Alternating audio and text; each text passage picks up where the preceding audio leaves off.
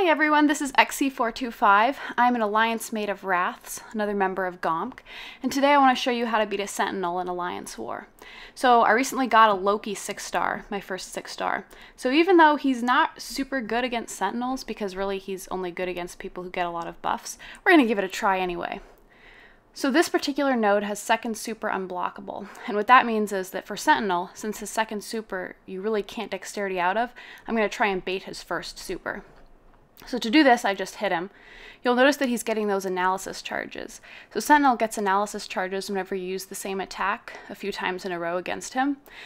So for example, a light attack followed by another light attack would give him one analysis charge.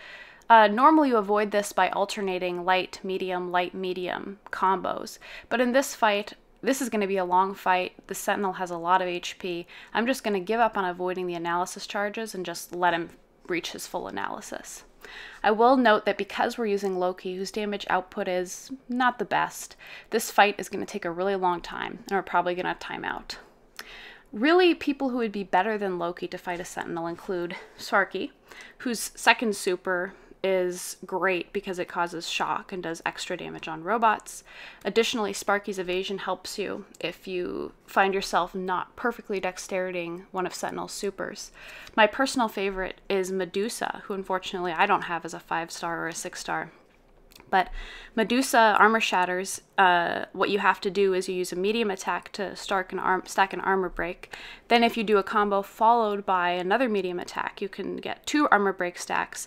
At that point, if you use your first super, you get an armor shatter, which completely reduces the effectiveness of the Sentinel's abilities.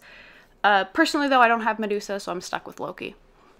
So notice what I'm doing here. I've been avoiding triggering his second super by continually baiting that first super. The Sentinel's first super is actually not that difficult to dexterity out of. It's a series of dexterities, so basically what you want to do is when it triggers the super, dexterity out of the beam, then when the red beam comes back, you need to dexterity twice more to get out of that range of that attack. Unlike Yellow Jacket, you can't run far enough back to avoid the red beam, so you're going to have to use dexterity to avoid it.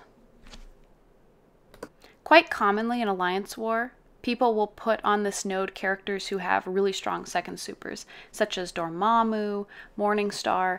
Essentially the strategy that I'm using with Loki here, of continually baiting the first super, and then when the Sentinel gets close to second super, running away and trying to bait desperately and hoping that it works, is the same kind of strategy that would work with Dormammu and Morningstar on this node. The difference is if somebody puts a Morningstar on this node, then you're going to want to choose a bleed immune champion. You'll notice that as I'm about to time out, another of Sentinel's annoying abilities is his armor rating has increased throughout this fight, up until he got his 100 analysis charges. What that means is that my attacks have been doing less and less damage up until that 100 limit.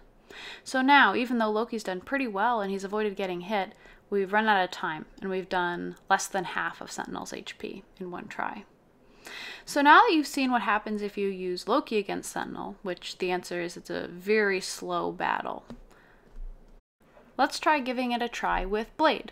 Unfortunately, since Sentinel is a robot, he has immune to bleed, and so Blade's best abilities, causing stacks and stacks of bleeds and gaining power, can't be used. But he does get Danger Sense, which reduces the Sentinel's ability activation rate. So far we haven't actually seen exactly what Sentinel's first super does if it hits you.